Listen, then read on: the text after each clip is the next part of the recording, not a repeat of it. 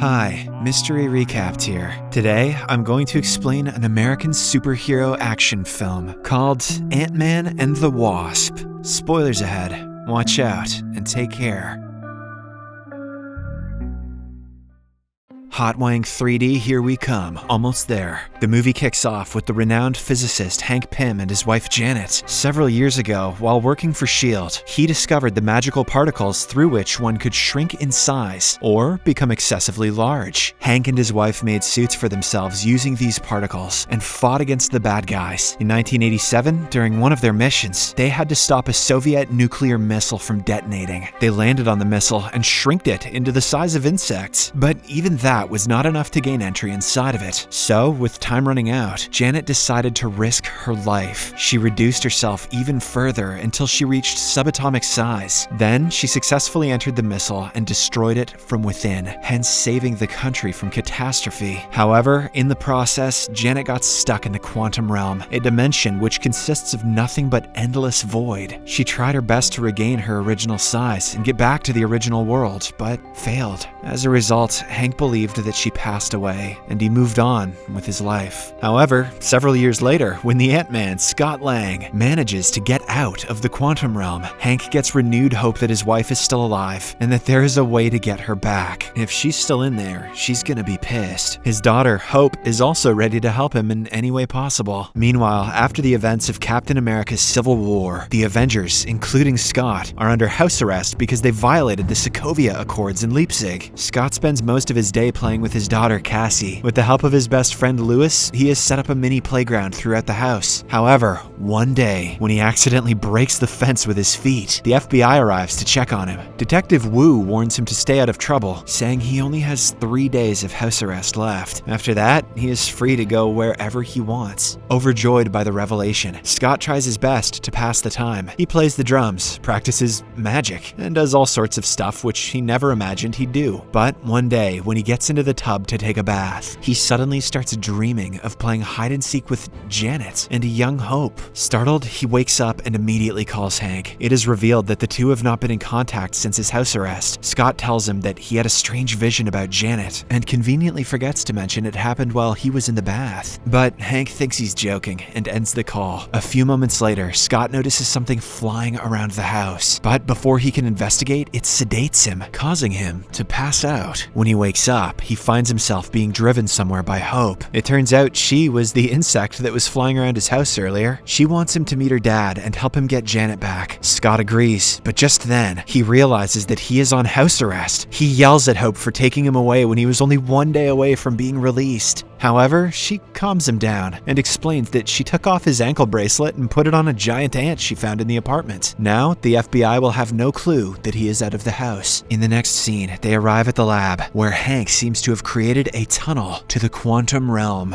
Scott takes a brief look at it and then starts explaining about his dream in detail. Hearing this, Hank and Hope are stunned because Janet loved to play hide and seek. They deduce that Scott has somehow connected to her after spending some time in the quantum realm. This might also mean that Janet is trying to communicate through him, possibly to give away her exact coordinates. Meanwhile, Hank reveals that although the tunnel is almost ready, they are missing a key electronic component, so they are going to meet someone who can provide it for them. Before they leave, Hank shrinks the lab to the size of a briefcase and takes it with him. Surprisingly, a transparent figure is eavesdropping on them from nearby. The three arrive outside a restaurant, but only Hope gets in. While the guys stay inside the van and monitor the situation, Hope meets a black market dealer named Sonny Birch and asks if he has the component she is looking for. The latter says yes, but he wants a substantially large sum for it. When Hope tries to negotiate, Birch refuses, saying he has other clients who can give him a better deal. Upset, Hope pretends to leave, but the very next second, she changes into her Wasp suit and starts fighting with Birch's goons. She has blasters and other high-tech gadgets on her suit, with the help of which she easily defeats them. Hope then approaches Birch and snatches the component from him, but as she's walking away, the transparent figure from earlier attacks her. It is able to pass through any solid, which makes Hope's attacks useless. When the situation gets out of hand, Antman also joins in on the fight. However, even with all of his expertise, the transparent figure manages to get away with the components. To make matters worse, it also gets inside Hank's van and steals his briefcase. The old man is furious and devastated, as the lab was his only hope of getting Janet back. After a while, Scott brings the father-daughter duo to his friend Lewis's office because he believes that home is not safe anymore. The three then start thinking of ideas to get the briefcase back. Scott asks Hank if he knows someone who can help them in this situation, and the latter brings up his former friend Bill Foster. It is revealed that they were very close in the past, but because of an incident, they stopped talking. Nonetheless, Hank decides to pay him a visit and ask for help. Elsewhere, the transparent entity takes off its mask and reveals itself to be a girl. Her name is Ava Starr. She keeps on phasing in and out, and by the look on her face, it is evident that she is in a lot of pain. Ava then steps inside a special chamber to control her powers and recharge. Meanwhile, Scott and the gang arrive at the university where Bill works. He is teaching his students, but as soon as he sees Hank, he sends everyone away. The two are still bitter over their past and almost get into a fight. But right then, Scott spots Detective Wu outside and stresses that they have to leave. Before going though, Bill explains that they can locate the lab by modifying one of the suit's regulators. Hank mentions that they can't use the new Antman suit because it is still in its trial phase, so Scott proposes that they use the old one. The only problem is that he gave it to his daughter, and she has taken it to school in a trophy case. Later, Scott and Hope sneak into Cassie's school, disguised as insects. Everything goes according to plan for a while, but then Scott's suit malfunctions, forcing him to hide inside a room. As he tries to fix his suit, he grows to the size of a child. Antman. More like, this scene made me shit my pants, man. Fortunately, before anyone can spot them, they get to Cassie's classroom and retrieve the old suit out of her trophy case. Using the method Bill described, the trio then locates Ava's home and finds the lab. They see her resting inside the chamber and try to sneak out without waking her up, but fail. Ava quickly knocks them out and ties them to separate chairs. In a shocking turn of events, it is revealed that her mentor is none other than Bill. He adopted Ava after her parents tragically passed away when she was a child. Following this, the movie goes into a flashback. Several years ago, when Hank was working for S.H.I.E.L.D., he had an assistant named Elias. He was very good at his work, but when Hank found out that he sold their ideas into the black market, he immediately fired him. However, this didn't stop Elias from conducting experiments. His main goal was to reach the quantum realm, and for that, he made a tunnel. Unfortunately, one day, in the midst of an experiment, the tunnel became unstable. His wife tried to escape with their young daughter, who is revealed to be none other than Ava. However, the little girl ran back for her father. Soon, the tunnel exploded, killing her parents and leaving her with destabilized molecules, resulting in her uncontrolled phasing. Now, Ava, along with Bill, wants to use Janet's quantum energy to treat her disease and bring her back to normalcy. She knows that the procedure may result in her death, but it is a risk she is willing to take. As Hank listens to all this, he suddenly holds his chest and fakes having a heart attack. He orders Bill to quickly retrieve his meds from a small box, and when the latter obliges, a swarm of trained ants are unleashed. They grow to a large size and free the trio, allowing them to escape with the lab. In the next scene, they arrive at a forest and enlarge the lab. Hank tries his best to work the device, but has trouble doing so. Just then, Scott starts acting like Janet and enters some coordinates on the computer. It turns out she has once again started communicating through his body. Janet reveals that they had been entering the wrong coordinates all this time, and that's why they couldn't even find a trace of her. She is positive that they will meet again, but she also warns them that they only have 2 hours to make things work. After that, the quantum realm will become so unstable that they won't be able to reach her for the next 100 years. Elsewhere, the black market dealer Birch and his goons swarm Lewis's office and ask him where Scott is. As expected, Lewis refuses to betray his friend, but he eventually speaks up when Birch injects him with a truth serum. Just then, Ava appears out of nowhere, threatens the goons to stay away from Scott, and flees. It turns out she was secretly overhearing their conversation, and now she also knows where the secret lab is based. Meanwhile, Birch calls the FBI and informs them that Scott is currently out, violating his house arrest. Fortunately, right after they leave, Lewis calls his best buddy and warns him to return home as soon as possible. Scott, using his special suit, pulls a Bueller and manages to do that in the nick of time. In the forest, Hope and Hank shrink their lab and are about to leave leave when suddenly the FBI surrounds them. One of the cops tries taking the lab away, but Ava arrives there, knocks him out, and takes the lab for herself. When Scott gets wind of this, he immediately breaks the father-daughter duo out of the FBI headquarters, using his trained ants. Lewis also arrives there and decides to join them. Following this, they track the lab to a building where Bill has already started his experiments. However, he doesn't make much progress as the giant ants quickly surround him. Then Hank uses his old suit and goes inside the quantum realm to find Janet. After the lab is shrunken again, Ava suddenly arrives and starts attacking Scott, who is now transformed into Antman. In the meantime, Lewis and Hope escape in a vehicle. After a while, Scott tricks Ava and joins his friends in the car, but they are soon chased by Birch and his men. In the midst of all the chaos, Scott turns into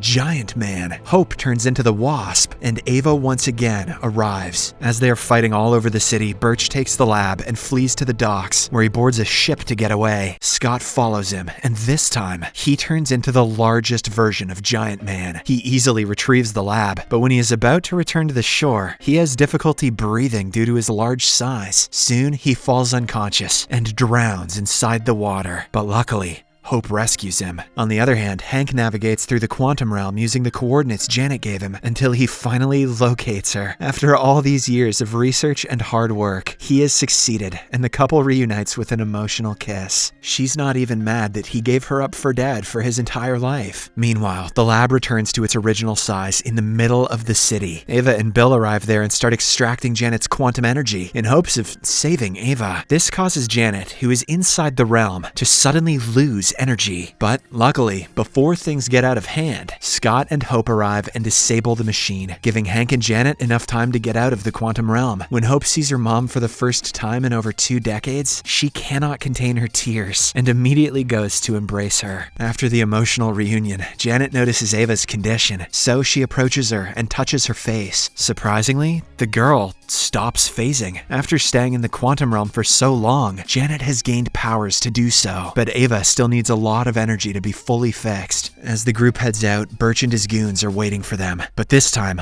Lewis incapacitates them with the help of his friends. Soon, the police arrive at the scene and arrest the bad guys. Meanwhile, after the videos of Antman emerge on the news, Detective Wu believes that Scott has violated his house arrest. He quickly goes to check, but to his surprise, Scott is there. Impressed by his sincerity, Wu declares that his house arrest is finally over. In the final scene, the movie appears to end on a happy note. Hank and Janet start living happily near a beach. Lewis finds a wealthy client, and Hope and Scott start a relationship. In the post-credits scene, however, things go south. The scientist couple and Hope set up the quantum tunnel and have Scott enter it to bring back some quantum energy for Ava. However, when he is about to return, Big Dick Big Daddy Thanos snaps his fingers and wipes out half of the Earth's population. Unfortunately for Scott, Hank, Janet, and Hope are all gone. He is left clueless about what happened as the radio suddenly goes silent. Scott is now trapped in the quantum realm, with no way of escaping it. The movie ends as we are shown a small montage of the deserted city of San Francisco. Half of the population has vanished, but inside Scott's home, the large ant is still alive and enjoying himself on the drum set. Thank you for watching a Mystery Recap. See you next time. I'll be here again. Subscribe for more videos like this, turn on notifications, and leave a like to help the channel out. Thank you for watching.